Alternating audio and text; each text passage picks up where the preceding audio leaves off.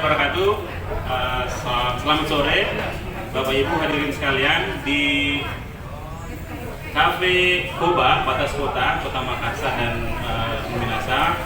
Kami dari Pelakida.id, saya Kamaludin Aziz bersama dua inspirator pemberi inspirasi kita, Ibu Lili dan Pak Yusriyadi.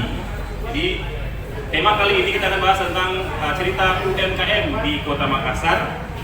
Dan saya ingin berterima kasih kepada Ibu Lili yang sudah menyiapkan waktunya dan kesempatannya untuk datang, juga Pak Yusriyadi. Ini tentang UMKM. Saya pernah ketemu Pak Kadis, Pak Malik Faisal. Beliau menyebut bahwa ada banyak potensi di Makassar ini yang telah dimanfaatkan oleh kelompok ibu-ibu, termasuk bapak-bapak yang mungkin sedang berupaya di tengah pandemi untuk mengisi waktu dan memperbaiki pendapatannya dengan usaha UMKM. Kalau Ibu Lili bisa ceritakan latar belakang mengapa dan apa yang telah dilakukan terkait UMKM ini? Ya, terima kasih Pak.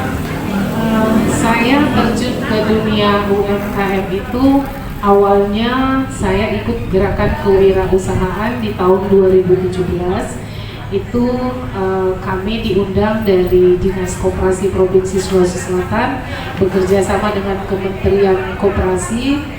Saat itu saya memang belum punya usaha gitu. Nah, dari pelatihan itu kami berpikir kok kenapa tidak kami aplikasikan saja ilmu yang kami dapat itu untuk kami buka suatu usaha. Akhirnya kami 11 orang itu buka usaha, membentuk satu asosiasi UMKM namanya Smart Entrepreneur Indonesia. Pelatihan oleh kami pelatihan di itu hari di Hotel Hotel Sahid Makassar selama 3 hari itu bersama Kementerian Koperasi dan Dinas Koperasi Provinsi Sulawesi Selatan. Nah, setelah kami selesai pelatihan, akhirnya kami membentuk satu asosiasi UMKM yang tadi saya bilang namanya Smart Entrepreneur Indonesia itu di tahun 2017 Pak. Dan alhamdulillah sampai detik ini anggota kami hampir 200 orang pelaku usaha, dari mulai kuliner, makanan minuman, terus kerajinan, jasa, bahkan IT juga anggota kami ada Pak. Alhamdulillahnya ilmu yang kami dapat itu tidak sia-sia. Usaha saya dan teman-teman dari tahun 2017 alhamdulillah sampai sekarang masih selesai. Ibu, saya lihat di WhatsApp-nya itu ada gambar mente ya, dan itu apa itu? Iya, kebetulan ini saya bawa Pak, ada produk kacang mente saya.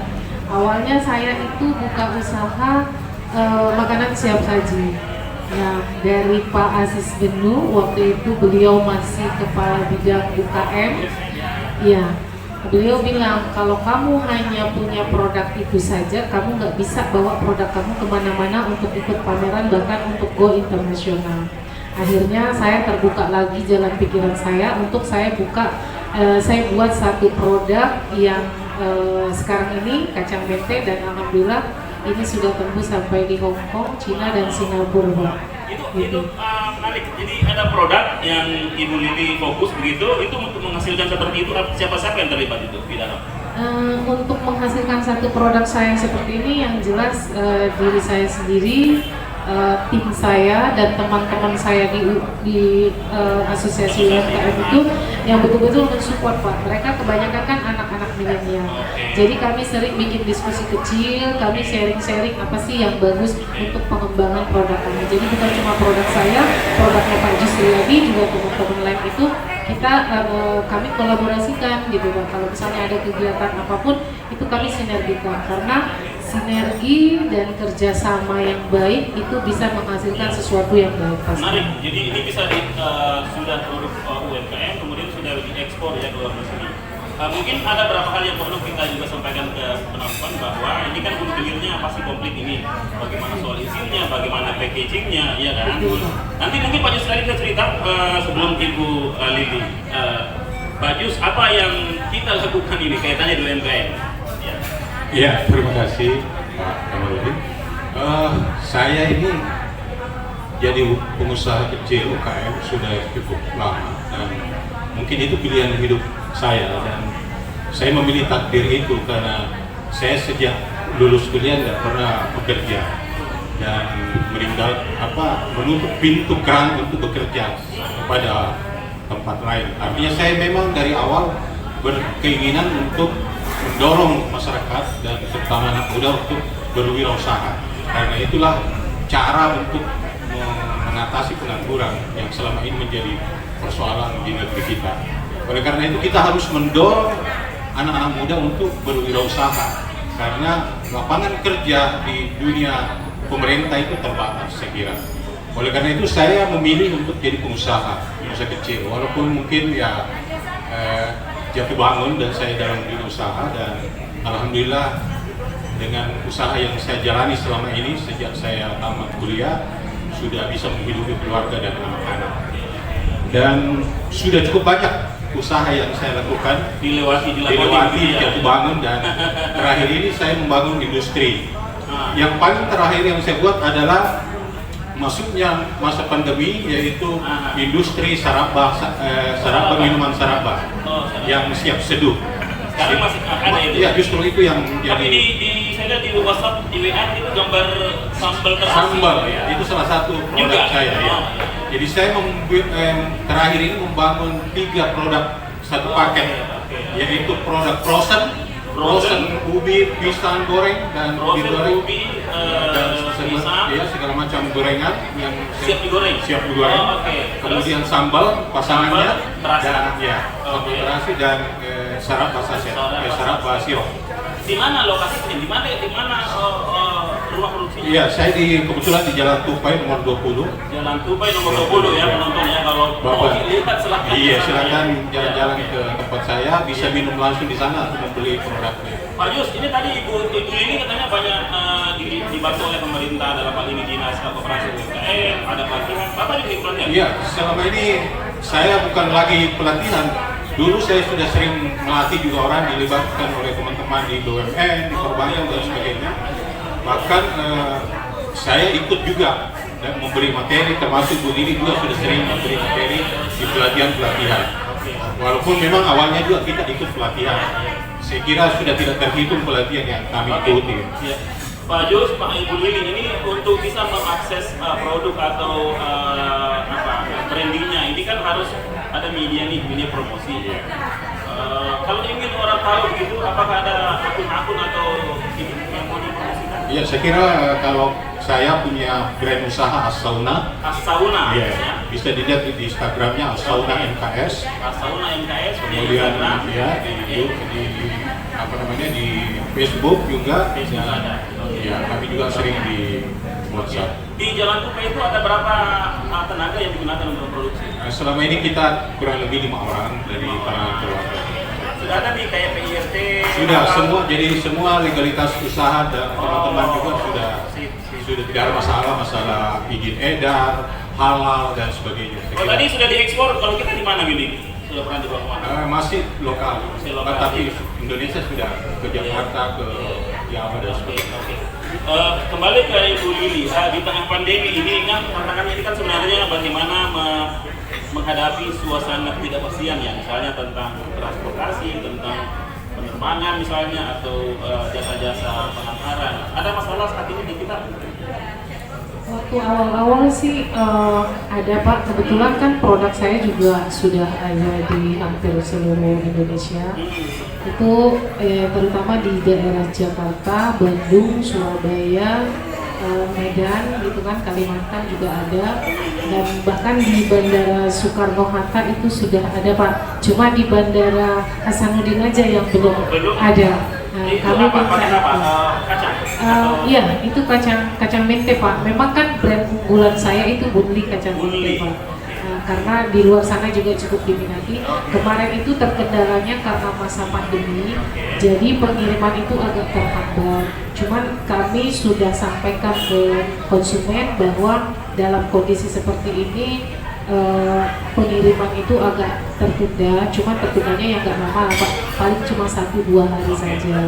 Itu karena kan kita pakai penjualan juga melalui online, selain online kita juga pakai online. Itu cukup efektif karena saya juga ada di marketplace, kayak di Blibli dan di Tokopedia. Di Blibli ada? Iya, ada Pak. Kalau Pak Yus ada juga kan? Sudah ada di Flash, ya. Oke. Beli atau pembelinya? Di belanja.com. Belanja.com. Oke. Beberapa macam. Iya. Oke, terakhir mungkin untuk ini karena cepat saja. Bisa diinformasi kira-kira tren produksi ya. Kalau misalnya bulan lalu produksi berapa, bulan ini berapa? Misalnya September atau Ya, saya kira awal pandemi memang teman-teman semua relatif terpuruk, tapi ya lambat laun sudah mulai membaik akhir-akhir ini dan saya kira sudah mulai meningkat penjualan karena sudah mulai membaik keadaan saya lihat. Jadi teman-teman sudah mulai produksi lagi dengan lancar. Termasuk saya juga selama ini karena memang karena dibatasi oleh situasi pandemi kemarin, ya tentu cara memasarkan juga lebih banyak pada pemasaran online. Iya. Saya ingin video ini akan kita share dan kita akan kirim ke Pak Gubernur, ke Pak Wali Kota Makassar. Ada pesan mungkin Pak Agus sebelum minta Ibu Lili, ada harapannya pemerintah? Oh iya, saya kira harapan kami dari UKM, pemerintah menciptakan istilahnya iklim usaha yang baik untuk UKM, sehingga kemarin itu ada kebijakan pemerintah provinsi untuk mendirikan beberapa tempat-tempat, termasuk apa itu rest area dan sebagainya. Ya, sampai saat ini juga belum terrealisasi. Saya kira teman-teman harus diciptakan tempat-tempat pusat-pusat penjualan produk UKM, ya termasuk tadi yang didiskusikan mungkin lewat transportasi dan sebagainya, sehingga itu memudahkan tereksposnya produk-produk UKM kita di Makassar terutama.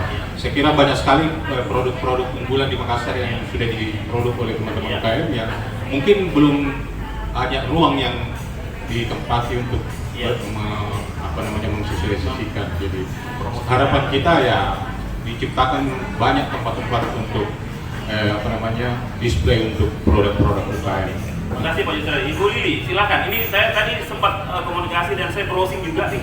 Rupanya ini luar biasa produknya dan mungkin untuk urusan-urusan nambah volume atau nilai mungkin perlu masukan dari pihak lain. Iya. Mungkin saya sharing lagi sedikit Pak yang masalah quantity di masa pandemi. Saya selalu memotivasi teman-teman anggota saya bahwa pandemi itu jangan jadikan satu alasan bahwa kita produksi turun atau kita tidak jalan usaha. Saya memang di awal kemarin itu Pak, waktu pandemi itu memang turun di produk kacang saya. Tapi saya berpikir itu lebih kreatif lagi, saya modifikasikan gitu loh. Produk saya yang kacang mete ini saya mix, saya buat satu cemilan misalnya kayak kue waktu itu karena bulan puasa menjelang Lebaran dan Natal. Jadi saya coba olah di situ. Saya kolaborasi dengan juga teman. Jadi akhirnya saya dapat menghasilkan itu pada masa pandemi kemarin itu sampai saya tembus 35 juta. 35 juta alhamdulillah. Itu ya. Iya. Itu apa nilai bersih atau? Itu nilai bersihnya Pak. Nilai bersihnya karena saya kolaborasikan dengan beberapa teman-teman juga di Jakarta. Jadi intinya kita pelaku usaha itu harus kreatif. Tidak terfokus pada satu titik. Bukan berarti kita tidak fokus ke sana kemari, tidak. Karena kita melihat peluang yang ada. Daripada usaha saya yang satu ini turun, saya tidak menghasilkan, tidak ngefull dapur saya untuk saya kasih makan ini orang anggota saya.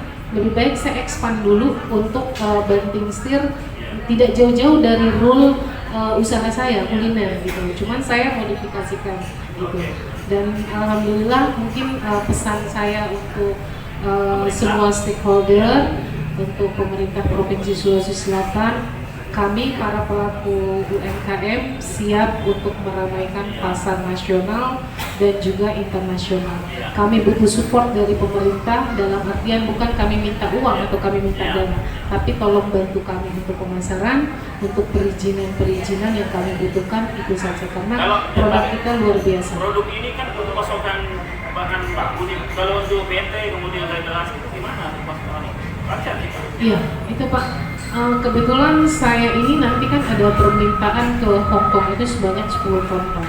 Nah itu saya harus cukupi, artinya saya tidak pada satu titik tempat saya ambil, pengepul saya ambil harus ada beberapa. Nah kondisi sekarang ini untuk kacang mete itu luar biasa sulit Pak, karena dari mana? saya ambil dari Sidrap dan saya bermitra dengan salah satu pengepul saya.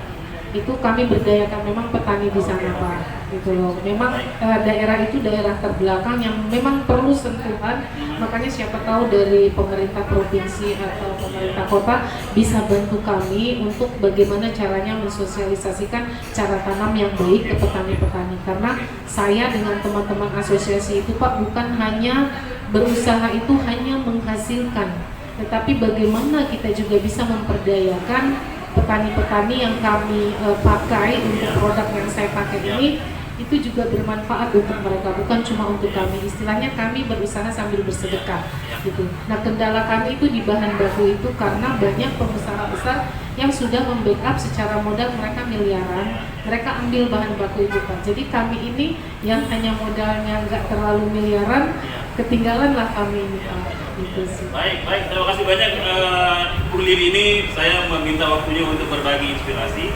Pak Yus mungkin terakhir sebelum kita Iya, saya juga ingin menyampaikan masukan buat pemerintah daerah, terutama provinsi, bagaimana UKM, terutama di sektor industri kecil selama ini, kita masih terbatas sekali karena kita produksinya di dapur rumah, ya kan? Nah, yang menjadi masalah kita tidak punya tempat kawasan industri kecil. Kalau di Jawa sudah ada di Tangerang, di Surabaya sudah ada di mana itu, sudah ada kawasan industri kecil namanya. Di Sulawesi Selatan ini perlu diciptakan sebuah kawasan industri kecil. Ada Kima tapi itu untuk industri besar, kita belum bisa masuk ke situ. Nah, mestinya pemerintah provinsi mempunyai ide untuk membuat kawasan industri kecil. Saya dengan teman-teman sudah membuat ide itu dan menggagas itu, dan sementara ini kami berusaha untuk menyampaikan kepada berbagai stakeholder untuk bagaimana bisa kawasan industri kecil untuk buat teman-teman UKM ini bisa berproduksi di situ untuk bisa naik kelas. Saya kira itu. Baik, terima kasih Pak Yusriyadi dan Ibu Lili. Hadirin sekalian pemirsa, saya juga relevan dengan yang disampaikan tadi. Saya pernah ke Banyuwangi, Situ Bondo. Situ Bondo itu ada memang satu area seperti ini areanya. Jadi dia terpusat khusus untuk mewadahi produk-produk UMKM. Jadi dia ada kompleks gitu. Jadi kopi, mau hiasan, mau ada semua di situ. Saya ada videonya juga. Menarik sekali apa dibincangkan tadi. Ada beberapa hal dalam waktu yang kurang lebih 30 menit ini kita berbagi inspirasi dari Ibu Lili dan Pak Yusriyadi bahwa di tengah pandemi, di tengah suasana yang kadang-kala juga tidak pas ini, masih ada proses-proses kehidupan begitu, mata pencarian, kemudian livelihood UMKM hidup. Ibu Lili mengingatkan kita bahwa semangat itu ada, peluang untuk memproduksi dan memberikan manfaat ekonomi ke keluarga juga ada. Bahkan beliau sudah ekspor sampai di Hong Kong. Pertanyaannya memang bagaimana dengan pasokan bahan mentah dan bagaimana kualitas dijamin, kemudian bagaimana dukungan fasilitasi ya pemerintah daerah. Untuk pemerintah Kota Makassar saya kira ini juga mungkin menjadi masukan bagaimana menyiapkan area yang khusus untuk UMKM ya Pak ya. Kemudian untuk pemerintah provinsi saya kira karena ini lintas daerah, lintas kabupaten misalnya tentang pasokan, tentang kebutuhan produksi, mungkin perlu menjadi perhatian juga bagaimana memastikan terpenuhinya bahan baku untuk katakanlah untuk terasi, untuk cabai, untuk mete dan seterusnya. Terima kasih untuk Pak Yusriyadi dan Bu Lili. Semoga ini menginspirasi saya, Kamal bin Aziz dari pelakita.id. Terima kasih atas perhatian Anda. Sampai jumpa di lain acara. Assalamualaikum warahmatullahi wabarakatuh. Terima kasih.